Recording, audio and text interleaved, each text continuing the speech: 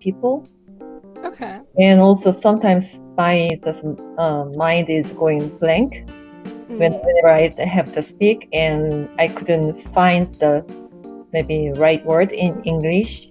And even though I speak in simple sentences, I think my pronunciation and intonation is not correct.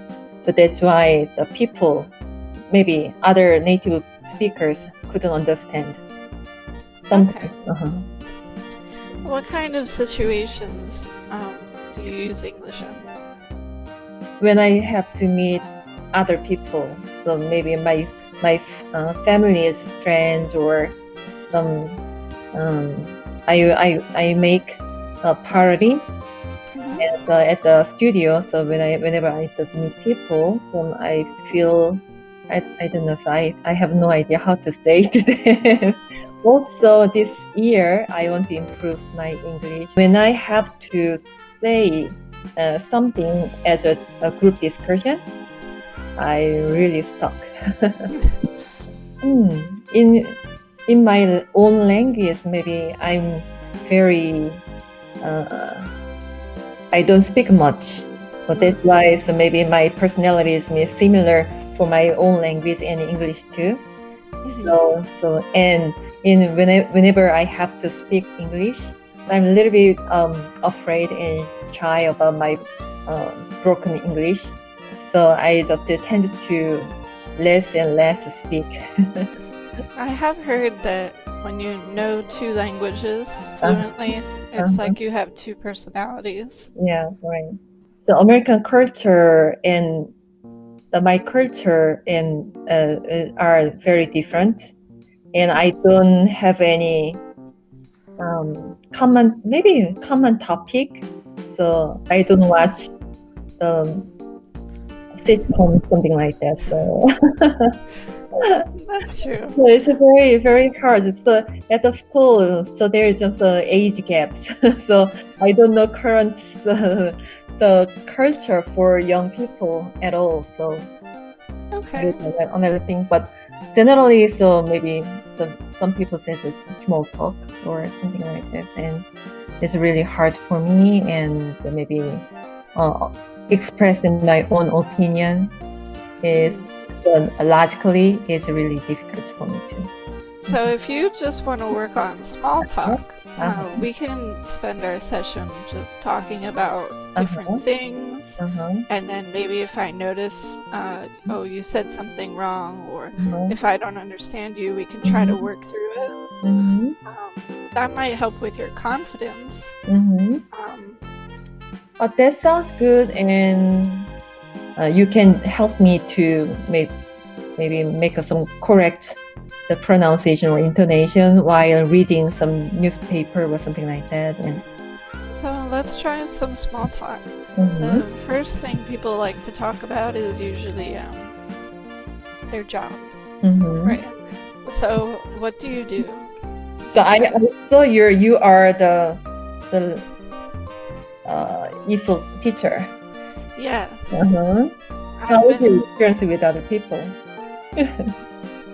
I've been teaching for 2 years at community college, and then recently with coronavirus, the enrollment has gone down. So there's less classes to teach. Yeah, right.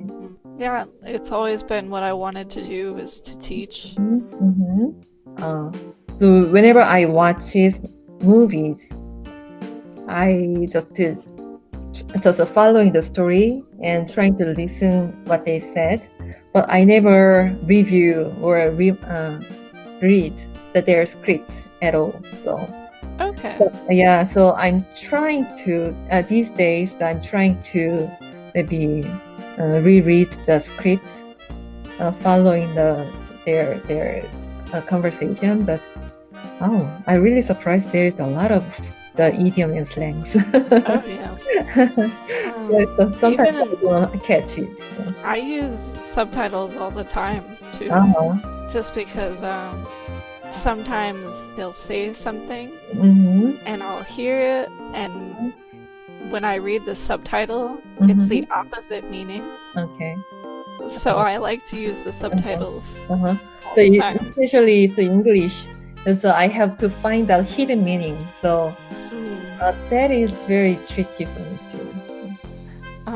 As far as talking to young people, I feel like I can help you with people maybe my age.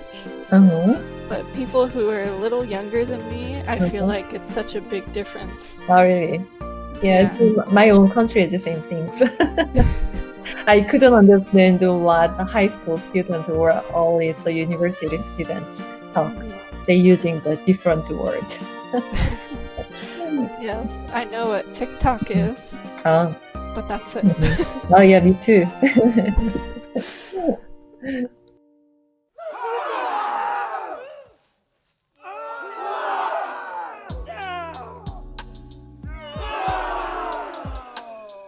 The coronavirus is new, but your immune system might still recognize it.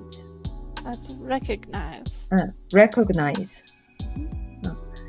And some people carry immune cells called T cells that can capitalize on the virus's resemblance to other members of its family tree. That's good. Okay. A month ago, the new coronavirus was unknown, but to some of our immune cells, the virus was already something of a familiar foe. A flurry. One thing I noticed, see, 8 months ago, I didn't hear I know that you did say the S at the end of months, but it was very slight, and then I noticed it again on immune cells. So make sure that S at the end, you're pronouncing that. Okay. So 8 months ago, 8 months? Months. Months.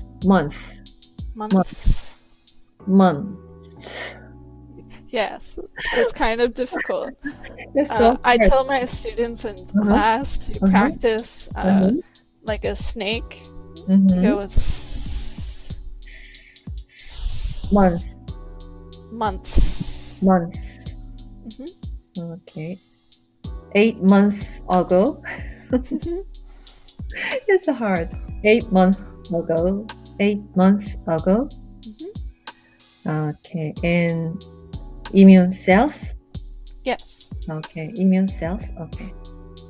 And a flurry of recent studies has revealed that a large proportion of the population, 20 to 50% of people in some places, might harbor immunity assassins called T cells that recognize the new coronavirus despite having never encountered it before. That's good. It's okay. So these T cells, which lurked in the bloodstream of people long before the pandemic began, are most likely stragglers from past scuffles with other related coronaviruses, including 4 that frequently cause common colds. A lot of difficult words. I think it is too difficult for me, maybe. The news articles are very difficult vocabulary. Yeah, especially in New York Times. Maybe next time I have to choose a little bit simpler one. Okay, it's a case of a family resemblance. In the eyes of the immune system, germs with common roots can look alike, such that when a cousin comes to call, the body may already have an inkling of its intentions. I want to ask that when a cousin comes to call, that seems like an idiom to me. Did you have any trouble with it? Oh, yeah. it's a type of family member. Uh-huh. So they're drawing back to the Mhm. family resemblance. Mhm. A cousin can look like you. Oh, yeah, Uh, yeah, yeah, yeah. so when a cousin comes to call, Mhm. come to call Mhm. is like an old way of saying come for a visit. Uh-huh. So Mhm. does that help clear up that? Oh, yes, yes, yes. Okay.